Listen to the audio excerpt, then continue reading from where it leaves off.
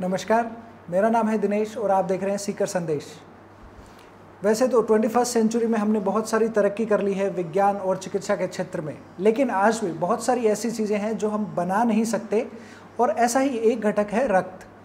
इसीलिए जब भी किसी को ज़रूरत पड़ती है तो हम ब्लड डोनेट ही करते हैं और बहुत सारे सालों से हम सभी लोगों को ब्लड डोनेशन के लिए जागरूक भी करते आए हैं।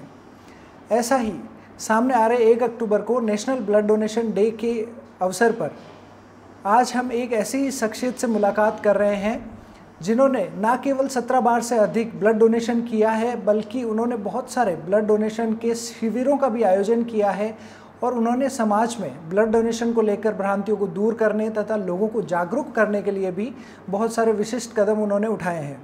तो आज हम स्वागत करते हैं मिस्टर MM बल्डोदिया का, जो कि CLC में बॉटनी की फैकल्टी भी है। सर, सबसे पहले तो आप हमें बताएं कि आपने ब्लड डोनेशन को इतना इम्पोर्टेंट आपने माना कि आपने इसके लिए काम किया, आपने अभी तक इसको लेकर क्या क्या प्रयास किए हैं जिससे कि जनता में इसको लेकर जागरूकता आए? राष्ट्रीय रक्तदाता दिवस ब्लड डोनेशन डे अभी दिनेश जी आप जैसा मुझे कह रहे थे कि इसके संबंध में क्या जागरूकता और प्रयास किए गए, क्यों हमें रक्तदान करना चाहिए, सीकर में इन सब बातों को लेकर कितने प्रयास होते रहे हैं, किस स्तर के प्रयास हुए हैं। तो सबसे पहले तो इस विषय पर बात करने के लिए, इस विषय पर आपको आगे आने के लिए, आपकी पहल के लिए आपको बहुत बहुत धन्यवाद और साधुवाद। मैं आगे अपनी बात को बढ़ाऊं उससे पहले आपको बता दूं कि हम पिछले कुछ सालों से सीकर के बहुत सारे लोग, बहुत बड़े और अच्छे रक्तदान करने वाले लोग काफ़ी आगे आते हुए बहुत हद तक बहुत सारी अच्छी स्थितियां क्रिएट कर चुके हैं। ब्लड डोनेशन के पॉइंट ऑफ व्यू से अगर हम देखें तो आज की डेट में, आज के परिप्रेक्ष्य में हम काफ़ी अच्छा अपने आप को स्थापित कर चुके हैं। कमी और क्राइसिस की जहाँ तक बात थी उसे काफ़ी हद तक हम ओवरकम कर चुके हैं, लेकिन फिर भी अभी बहुत अच्छे प्रयासों और जागरूकता की आवश्यकता है। आपने व्यक्तिगत मुझसे सवाल किया कि मेरे प्रयास क्या रहे, तो मैं आपको बता दूं, एक सामान्य सा ब्लड डोनर रक्तदाता मैं भी हूं।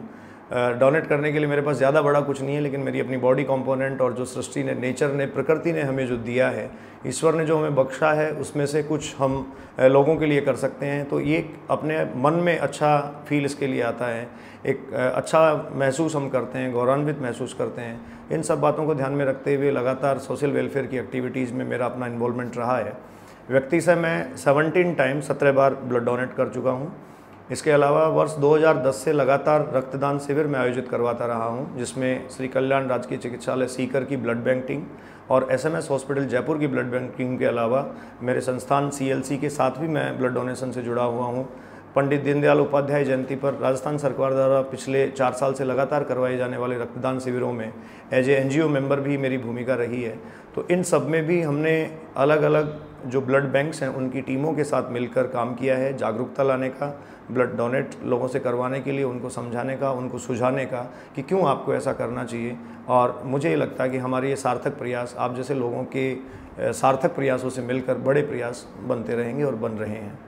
दूसरा मेरा सवाल आपसे ये है कि ब्लड डोनेशन इम्पोर्टेंट क्यों है? क्या इससे हमें भी कोई फ़ायदा होता है या सिर्फ किसी दूसरे की रिक्वायरमेंट के लिए ही हम ब्लड डोनेट करते हैं? ब्लड डोनेशन से बेनिफिट्स क्या हैं? क्या कभी किसी को आवश्यकता अगर हो तो ही उसको रक्त उपलब्ध करवाया जाता है या उससे पहले भी कभी रक्त दिया जाना चाहिए? आपके इन सवालों से मुखातिब होते हुए मैं सीधे सीधे ये कहना चाहूँगा, जब भी आप रक्तदान करें तो आप लोगों की भलाई या सामाजिक सरोकार की क्रिया को अपने ध्यान में रखते हुए, अच्छे वेलफेयर एक्टिविटी को अपने दिमाग में रखते हुए ऐसा कार्य करें। जब किसी को ज़रूरत पड़ती है तब तो निसंदेह उसको ब्लड दिया ही जाना चाहिए, लेकिन इसके अलावा भी ब्लड बैंक्स को हम ब्लड की अवेलेबिलिटी या लगातार रक्तदान अगर हम करते रहते हैं तो उपलब्धता बनी रहती है, जिससे अचानक आने वाली समस्याओं से, different type of accidental cases और कैजुअलिटीज से निपटा जा सकता है। तो ये एक तरीके से हम ओवरकम करने और पार पा लेने वाली स्थितियों में होते हैं। जहाँ तक बेनिफिट्स की बात है सर, एक तो हम अपना स्वास्थ्य लाभ ले पाते हैं, हम बहुत अच्छा फील करते हैं उसके बाद। दूसरी इंपॉर्टेंट बात है, हमारी बॉडी का जो ब्लड कंपोनेंट है उसमें प्लाज्मा है, RBC है, WBC है, प्लेटलेट्स हैं। तो ये सब जो कंपोनेंट्स हैं, इसमें प्लाज्मा एक लिक्विड कंटेंट है जिसकी आपूर्ति अगले 24 घंटों में ही हो जाती है। तरल प्लाज्मा की आपूर्ति बहुत जल्दी हो जाती है। बाकी कंपोनेंट्स का अलग अलग लाइफ स्पान है, उनका अलग अलग जीवन काल है, वो बनते रहते हैं। रक्तदान करने के ठीक बाद हमारे कुछ टेस्ट रूटीन के होते हैं। दिया गया रक्त किसी दूसरे को दिए जाने से पहले टेस्ट में जाता है, उसको चेक किया जाता है। तो मेडिकली जब वो चेक होता है तो उसमें सबसे पहले आप कहें आपके ब्लड में HB की मात्रा कितनी है, ये आपको पता लग जाएगा। आपका ब्लड ग्रुप क्या है ये आपको पता लगेगा। इसके अलावा आपके बॉडी में किसी तरीके के डिसऑर्डर है, जैसे मलेरिया का टेस्ट आप उसी ब्लड से कर सकते हैं, हेपेटाइटिस बी, हेपेटाइटिस सी, इसके अलावा सिफिलिस जो सेक्सुअल ट्रांसमिटेड डिजीज होती हैं इनका, और एक सबसे महत्वपूर्ण HIV के बारे में भी हम जो है वो इससे पता कर पाते हैं। HIV के पॉजिटिव नेगेटिव टेस्ट जो एलाइजा टेस्ट HIV के लिए होता है वो भी सिंपल इस डोनेशन के बाद आपकी जो रिपोर्ट है उससे आप जान सकते हैं कि आप कितने स्वस्थ हैं और कितने ठीक हैं। आप तो जैसे ब्लड डोनेशन को लेकर सीकर में काफ़ी एक्टिव रहे हैं, तो आप हमें बताएं कि सीकर की सिचुएशन क्या है कि हर साल कितना ब्लड रिक्वायर्ड होता है और कितना ब्लड डोनेट किया जाता है। रक्तदान के बारे में सीकर की जहाँ तक स्थिति है सर, मैंने 2010 में ब्लड डोनेट करना शुरू किया था, लगातार मैं कर रहा हूँ।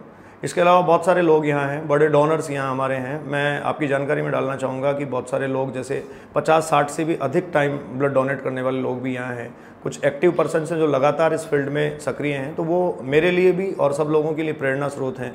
लगातार वो आगे बढ़ते हैं, लोगों के काम आते रहते हैं, हम ऐसा करते रहते हैं। और जहाँ तक सीकर की बात है, सीकर जो गवर्नमेंट हॉस्पिटल है, मेरी जानकारी में जैसा है 30 से 40 ब्लड यूनिट्स का डेली कंजप्शन वहाँ है। जिला अस्पताल है, इतना बड़ा अस्पताल है, बहुत सारे केसेज वहाँ आते हैं, तो 30-40 यूनिट्स का जो रिक्वायरमेंट है उसको फुलफ़िल करने के लिए रूटीन में ब्लड कैंप्स लगाए जाते हैं। अलग अलग समाज सेवी संगठन, संस्थाएं, स्कूल्स, कॉलेजेस, ये सब भी ब्लड डोनेशन कैंप्स लगवाती हैं। मेरा अपना संस्थान CLC प्रति वर्ष ब्लड डोनेशन करवाता है। ब्लड डोनेशन हम लगातार आयोजित करवाते रहे हैं जिससे लोगों को सीधा बेनिफिट मिल सके। तो ब्लड डोनेशन को लेकर कोई कमी या डेफिशिएंसी जैसा तो कोई विशेष इशू यहाँ नहीं है, लेकिन विशेषतः गर्मी के दिनों में हमारे यहाँ ब्लड को लेकर डेफिशिएंसी आ जाती है, ब्लड बैंक्स में कमी आती है। तो हमें नियमित रक्तदान करना चाहिए, रूटीन में करना चाहिए। करीब 90 डेज के बाद आप कह सकते हैं ब्लड डोनेशन की प्रोसेस में आप जा सकते हैं, बट 90 डेज अगर आप थोड़ा सेफ नहीं मानते या थोड़ा फिजिकल पॉइंट ऑफ व्यू से, हेल्थ के पॉइंट ऑफ व्यू से ठीक नहीं मानते, तो मेरा मानना ये है कि 6 महीने में आपको एक बार रक्तदान करना चाहिए। ब्लड डोनेशन को लेकर कुछ मिथ्स भी हैं लोगों में कि ब्लड डोनेट कर देंगे तो कमजोरी आ जाएगी या ऐसी कोई बीमारी हो जाएगी, तो इसके बारे में आप क्या कहेंगे? हाँ, आपका सवाल बहुत हद तक लोगों तक पहुंचाने वाली बात के बारे में है। जागरूकता लाए जाने के लिए सबसे पहले हमें भ्रम और मिथ्या जो है इनको मिटाना जरूरी है। सामान्यतः जब लोगों को खुद को आवश्यकता होती है तब वो किसी भी प्रकार के मिथ्या और भ्रम जैसी चीज़ों को सपोर्ट नहीं करते, उनका समर्थन नहीं करते। लेकिन जब रक्तदान की बारी आती है तो वो इस प्रकार से लोगों को कहते हैं कि नहीं, इसको देने से शरीर में कमजोरी आ जाएगी, शारीरिक कमजोरी आ जाएगी, अलग अलग प्रकार की कारण वो गिनाने लगते हैं, एक्सक्यूजेज होते हैं। मैं आपको बताऊँ, कोई भी व्यक्ति, सामान्य व्यक्ति जिसका वजन 45 किलो से ऊपर हो, 45 kg से ज़्यादा हो, इसके अलावा उसका रक्तचाप, ब्लड प्रेशर ठीक हो, इसके अलावा वो हीमोग्लोबिन का लेवल ऑलमोस्ट 12.5 12.5 से ऊपर हो या ठीक हो, इतना हो, तो वो इजीली ब्लड डोनेट कर सकता है, वो बहुत आराम से ब्लड डोनेट कर सकता है। ब्लड डोनेट करने का जो प्रोसेस है 5 से 10 मिनट का टाइम उसमें लगता है। थोड़ा अगर रेस्ट का टाइम 20 से 25 मिनट आप काउंट करें तो ओवरऑल 35 मिनट्स इस टाइम इसमें लगते हैं इस प्रक्रिया में। तो इस प्रक्रिया के बाद बिल्कुल आराम से आप अपना रूटीन वर्क करते हैं। मैंने बहुत बार ब्लड डोनेट करके सारे दिन अपना काम किया, तो कोई किसी प्रकार की कोई ऐसी समस्या नहीं है। गर्ल्स कैंडिडेट को लेके लड़कियां पहले ब्लड डोनेशन के मामले में पीछे थी, या ऐसी भ्रांतियां हमारे समाज में थी, मैं माफ़ी चाहूँगा, शायद इसलिए पीछे थी, लेकिन अब वो काफ़ी आगे हैं और निरंतर ब्लड डोनेशन में उनका भी सहयोग आ रहा है, लगातार उनका सरोकार और सहयोग बढ़ रहा है। तो कोई भी स्वस्थ व्यक्ति ब्लड डोनेट कर सकता है। तो जैसे ब्लड डोनेट करते हैं तो क्या हर व्यक्ति को किसी बीमारी में ब्लड की ही रिक्वायरमेंट होती है या ब्लड के जो अलग अलग कंपोनेंट्स होते हैं वो भी अलग से दिए जा सकते हैं? हाँ बिल्कुल, ब्लड कंपोनेंट्स के बारे में अगर हम डिस्कस करें तो ब्लड कंपोनेंट्स, जैसा कि पहले भी अभी मैं कह रहा था, ब्लड में प्लाज्मा, RBC, WBC और प्लेटलेट्स हैं। देखो, विशेषता है आजकल डेंगू की कंडीशन में, डेंगू जब लोगों को हो जाता है तो डेंगू की कंडीशन में उनको प्लेटलेट्स की रिक्वायरमेंट होती है। तो 2 टाइप से प्लेटलेट्स उनको दी जाती हैं। रैंडम डोनर प्लेटलेट्स जो डोनर प्रोवाइड करता है और इसको RDP आप बोलते हैं, और सिंगल डोनर प्लेटलेट्स SDP जिसको कहा जाता है, ये SDP भी डोनर प्रोवाइड करता है। तो डोनर जो प्लेटलेट्स प्रोवाइड करता है वो इंस्टेंटली उसको लगाई जाती है। सरल तरीके से हम ये कह सकते हैं कि इस स्थिति में आपको फ्रेश ब्लड की ज़रूरत होती है। उसमें स्टोरेज में लिया गया ब्लड या स्टोर किया गया ब्लड सामान्यतः काम में नहीं लिया जाता, काम में नहीं आता है। लेकिन अगर कोई और कैजुअलिटी है तो होल ब्लड, मतलब कंप्लीट ब्लड जो है वो दिया जा सकता है। कंपोनेंट्स में दिए जाने वाले ब्लड को आप पैक सेल्स के फॉर्म में कहते हैं, और एक साथ दिए जाने वाले ब्लड को होल ब्लड या कंप्लीट ब्लड आप कह देते हैं। तो कंप्लीट ब्लड दिया जाना पुरानी प्रक्रिया थी। अब नई प्रक्रिया और नई टेक्नोलॉजी और जो चिकित्सकीय अत्याधुनिकताएं हैं उनके साथ कंपोनेंट्स को सेपरेट करके भी ऐसा किया जा सकता है। और हम सबके लिए खुशी की बात ये भी है कि हमारे सीकर में भी ब्लड कंपोनेंट्स जो हैं उनको सेपरेट करने के लिए सिस्टम और मशीन गवर्नमेंट हॉस्पिटल में शुरू हो गई है।